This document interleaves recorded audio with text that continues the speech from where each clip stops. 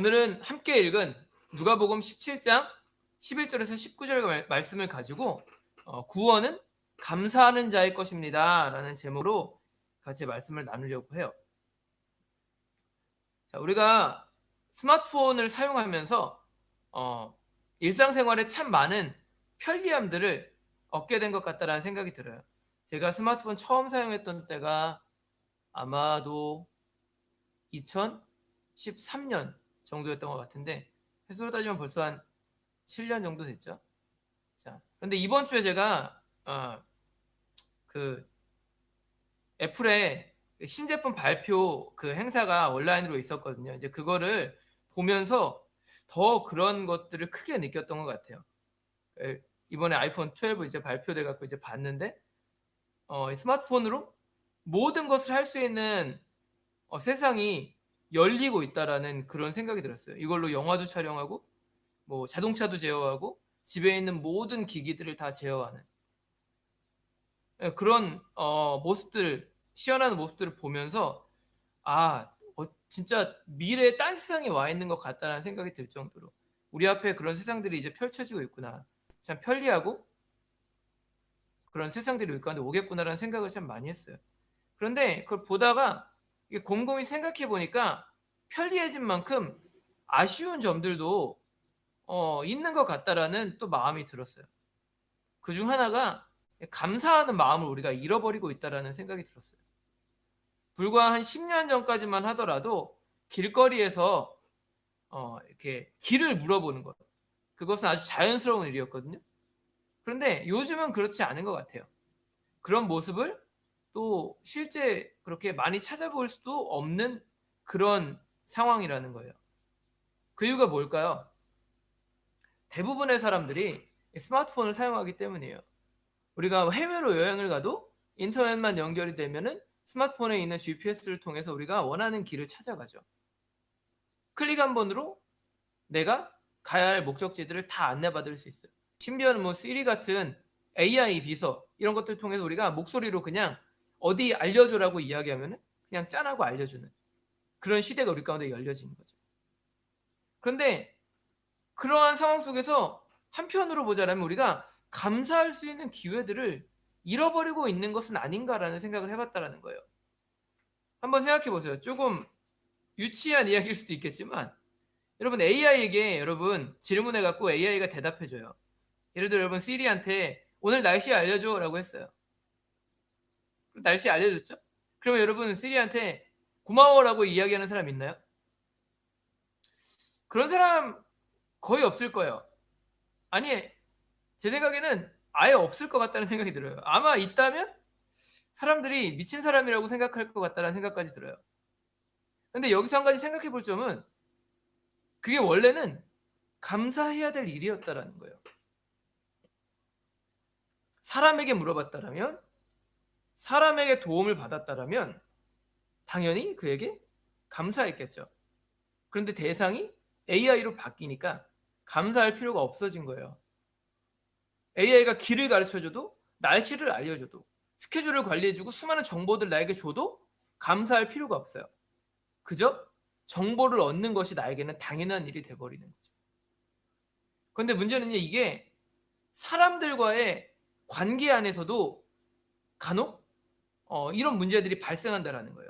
관계의 가치가 점점 떨어져 버렸기 때문에 사람들이 관계를 맺는 것보다 자신의 목표를 이루는 것, 정보를 얻고 내가 원하는 것을 얻는 것에 더 집중하는 사회로 우리가 바뀌고 있기 때문에 사람들과 관계하려고 하지 않고 혹여라도 관계를 하더라도 그 속에서 감사해야 될 이유와 조건들을 잘 찾지 못하는, 우리의 실생활의 구조가 바뀌는 그런 상황 가운데서 우리가 착각하는 그런 모습들을 발견할 수 있게 된다는 거예요. 오늘 본문에도 그것과 조금 비슷한 이야기가 나오는 것 같아요. 오늘 본문 11절과 12절을 보시면 예수님께서 이제 베레아 지역에서 사역을 마치신 이후에 예루살렘을 향해 가시던 중에 한 마을에서 10명의 나병 환자를 우연히 만나세요. 13절은 그 나병 환자들이 예수님을 보자마자 뭐라고 했다라고 하죠? 예수님께 소리를 질렀다라고 말해요. 예수 선생님이여 우리를 불쌍히 여기소서라고 소리를 지르는 거예요. 그러면서 예수님과 관계를 맺기 원하는 그러한 뉘앙스를 풍겨요, 그들이. 근데 잘 보셔야 돼요, 지금부터. 한 가지 안타까운 점이 있는 게 뭐냐면 그들이 예수님과 관계를 맺을 수 없는 상황이었다라는 거예요. 12절 후반부에 보시면 여러분, 멀리 서서라는 말이 나와요. 이게 뜻하는 바가 뭘까요? 당시 문화적으로 볼 때 그들이 예수님께로 가까이 나올 수 없었던 자들이었다는 것을 보여주고 있는 거예요.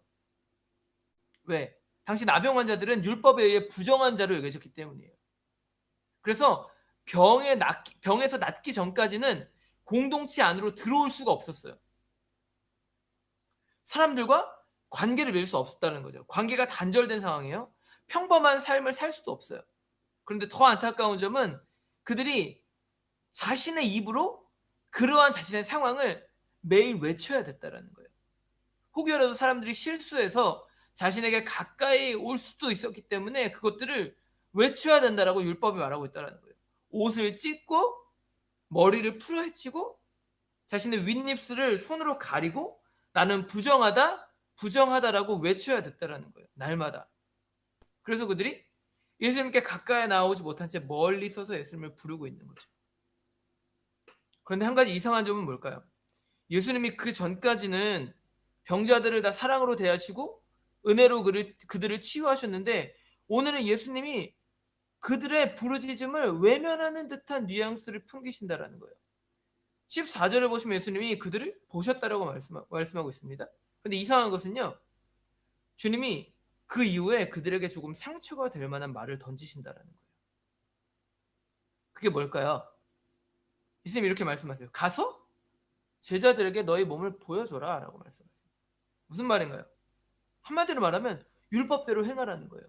레위기 14장에 나와 있는 대로 제사장에게 너의 몸을 보여줘서 나았으면 너 공동체로 들어가고 안 나았으면 거기 있어 라고 말씀하시는 거예요. 되게 원론적인 이야기를 하시는 거죠. 그들을 보면 가슴 아파하시지도 않고 그냥 율법에 있는 이야기 그대로 해요. 근데 여러분 그거를 이 나병 환자들이 모를까요? 모르지 않아요. 나병이라는 질병을 한번 생각해 보세요. 피부병이에요. 눈으로 봐서 내가 낫는지 안 나는지를 누구나 알 수 있는 병이에요. 그런데 예수님 말씀하시는 거죠. 그 부르짖음 앞에 예수님이 너희들 가서 제사장에게 너희 몸 보여줘. 나한테 얘기하지 말라는 거예요. 그들 입장에선 그렇게 들렸을 수도 있다라는 거죠. 조금 더 오해했다라면 나를 찾지도 말고 너 가까이 오지도 마. 나한테 병 옮길 수도 있잖아. 나도 부정해 줄 수 있잖아. 이렇게 느낄 수도 있을 만한 이야기를 하시는 거예요. 근데 놀라운 것은 그들이 그러한 예수님의 말씀을 들었음에도 불구하고 즉시로 제사장에게로 갔다라는 거예요. 자신의 병이 낫지 않았다라는 것을 볼 수 있었음에도 불구하고 믿음으로 가는 거죠. 자신의 감정을 앞세우기보다 예수님의 말씀에 순종하기로 결단하는 겁니다. 자, 여기까지는 좋아요. 그래서 그들이 가는 길에 치료받죠. 14절 후반부를 보니까 제사장에게로 가다가 병이 나았다라고 말해요. 그런데 한 가지 문제가 생깁니다. 뭡니까? 그들이 두 방향으로 갈라지기 시작해요. 15절을 보시면 그들 중에 한 사람이 자신이 나은 것을 봤대요. 자, 피부병이니까 내가 나은 것을 한 사람만 봤다라면 그 나머지 사람들은 다 봤을 거예요. 그런데 한 사람은 봤어요. 그래서 중요한 것은 그 순간 그가 병이 나은 것을 본 순간 그의 영적인 눈이 떠지는 거예요. 살아계신 예수님이 어떠한 분이신지를 보게 되는 거죠. 그래서 그는 즉시로 하나님께 영광을 돌려요. 그리고 가던 발걸음을 멈춥니다. 그리고 예수님께로 나아와요. 그리고 어떻게 하죠? 자신을 고쳐주신 예수님 앞에 감사의 예배를 올려드려요. 그러나 나머지 9은 어떻게 했죠? 발걸음을 돌리지 않아요. 병에서 고침받았다는 것을 알았음에도 불구하고 가던 길을 계속 갑니다. 어디로 갔을까요? 제사장에게로 곧장 가는 거예요. 왜? 왜 거기로 곧장 갔을까요? 병 낫다라는 것 제사장에게 확인받아야 되니까. 자, 9명의 사람들은 예수님과 관계 맺는 것을 원하지 않았어요. 그들은 단지 예수님을 통해 병이 낫는 것만을 원했습니다. 진짜 원한 것이 뭐였냐면 빨리 병에서 나아서 세상 속으로 다시 들어가는 것. 거기서 세상이 주는 즐거움을 누리고 거기서 세상이 주는 기쁨을 누리는 것, 그것이 그들에게 있었던 가장 큰 이유와 목적이었다라는 거예요. 그래서 나은 즉시로 그들은 제사장에게로 가는 겁니다. 제사장에게로 가서 확인받고 다시 자신의 공동체로 들어가는 거예요. 그런데 나머지 한 사람은 어떻습니까? 제사장에게로 가는 것보다 내가 공동체로 들어가서 내 즐거움, 내 만족, 내 유익을 찾는 것보다 더 중요한 것은 예수님과 관계 맺는 것이라고 생각하는 거예요. 예수님 앞에 나아가서 내가 감사의 고백을 전하고 제사장에게로 가도 늦지 않는다라는 것을 그는 생각하며 예수님께로 발길을 돌리는 겁니다. 그래서 그곳 앞에 도착해서 예수님 앞에 감사의 예배를 올려드리는 거예요. 그런데 여러분, 중요한 것은요, 그렇게 감사 예배를 올린 자에게 또 한 가지 가장 확실한, 가장 값진 선물이 주어진다는 거죠. 그게 뭡니까? 구원이에요. 구원. 19절을 보시면 예수님은 그에게 이렇게 말씀하십니다. 가라, 너의 믿음이 너를 구원하였느니라.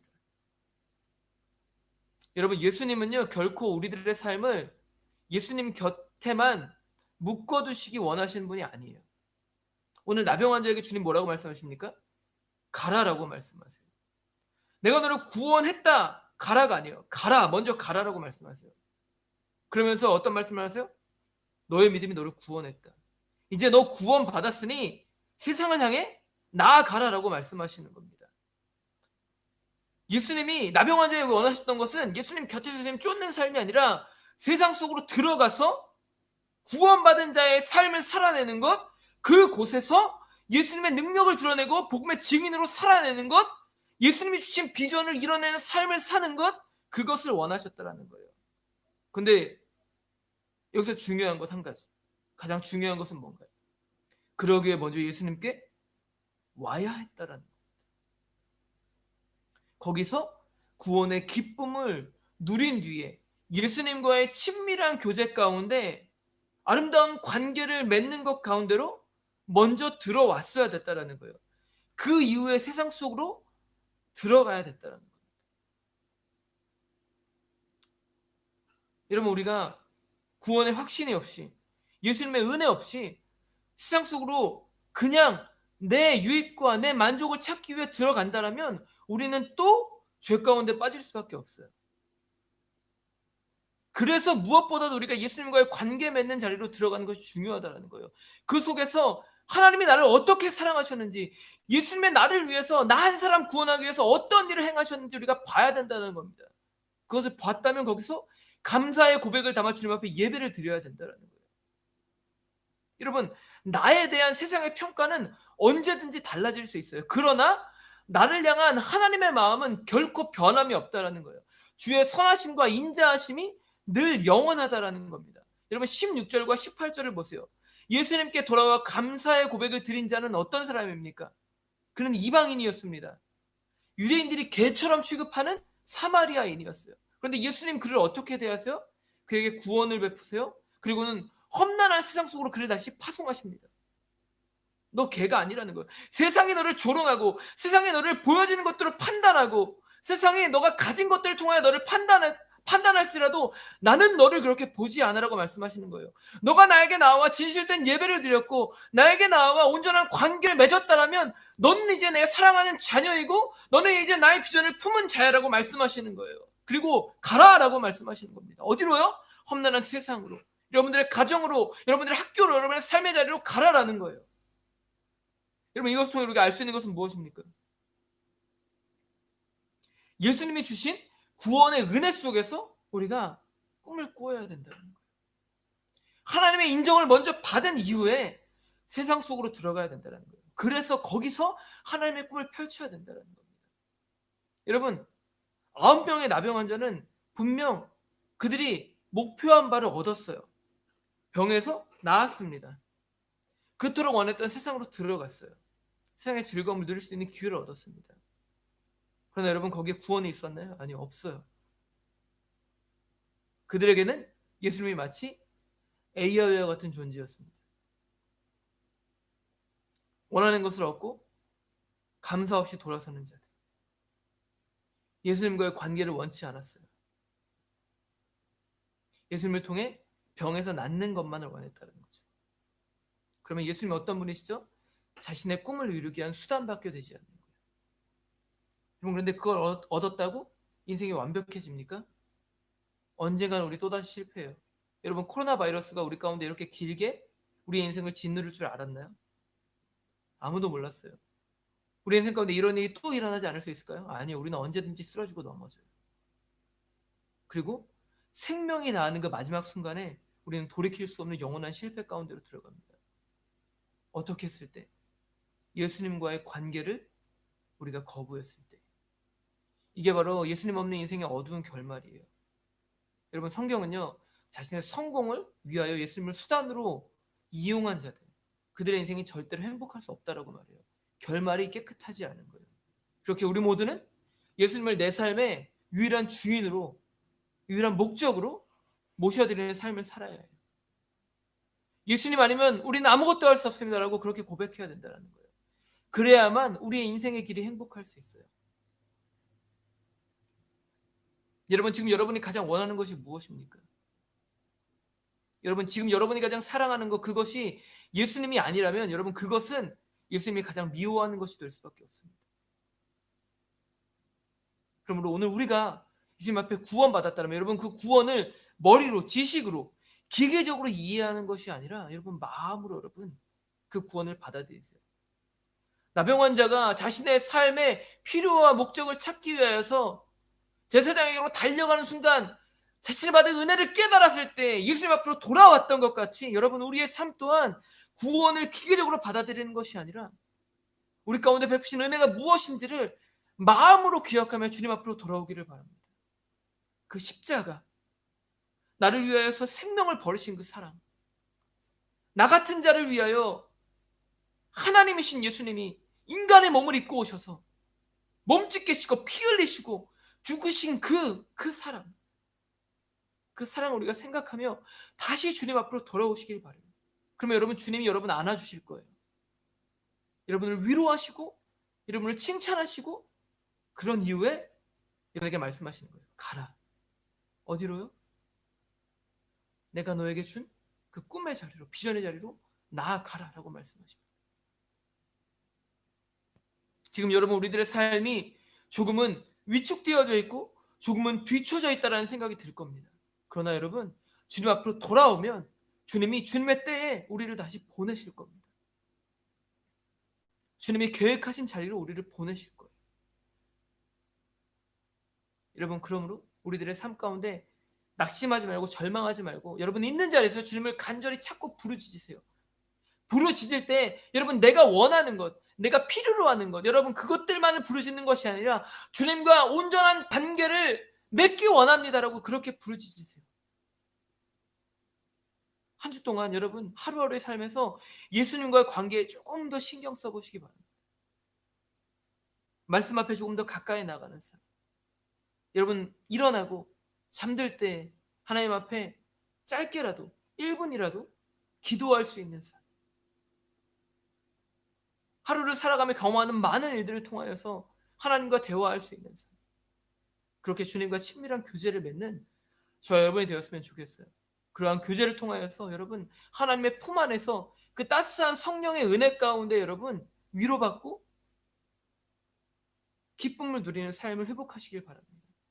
또 그것을 통하여서 여러분 충전되어졌다라면 주님이 말씀하실 때, 가라라고 말씀하실 때 하나님이 여러분에게 주신 비전을 붙잡고 여러분 거칠은 세상 속으로 담대하게 발걸음을 내디딜 수 있는 저 여러분 되시기를 예수님 이름으로 축복합니다. 하나님, 우리 가운데 함께 하시고 인도하심을 감사드립니다.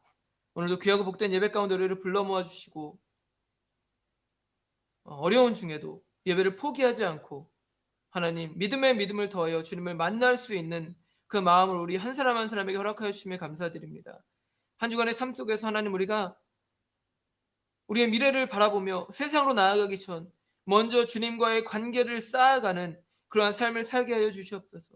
그 관계 속에서 하나님 앞에 감사의 고백을 올려드리며 우리를 구원하신 그 주님 앞에 삶을 올려드리며 하나님의 뜻을 구하며 나아가는 믿음의 결단이 있게 해주시고 그 결단 가운데 주님께서 우리 가운데 가라라고 말씀하시며 우리의 삶의 길을 열어주실 때 담대하게 우리 앞에 열려진 그 길을 향해 달려갈 수 있는 우리 사랑하는 중고등부 지체들 될 수 있도록 붙잡으시고 인도하여 주시옵소서. 한 주간의 삶 속에서 승리하게 하시고 우리의 삶을 하나님의 은혜로 채우실 것을 믿고 의지하며 우리를 구원하신 나사렛 예수 그리스도의 이름으로 감사하며 간절히 기도드렸습니다. 아멘. 주기도문을 예배 마치겠습니다. 하늘에 계신 우리 아버지시여, 이름이 거룩히 여김을 받으시오며 나라가 임하시오며 뜻이 하늘에서 이루어진 것 같이 땅에서도 이루어지이다.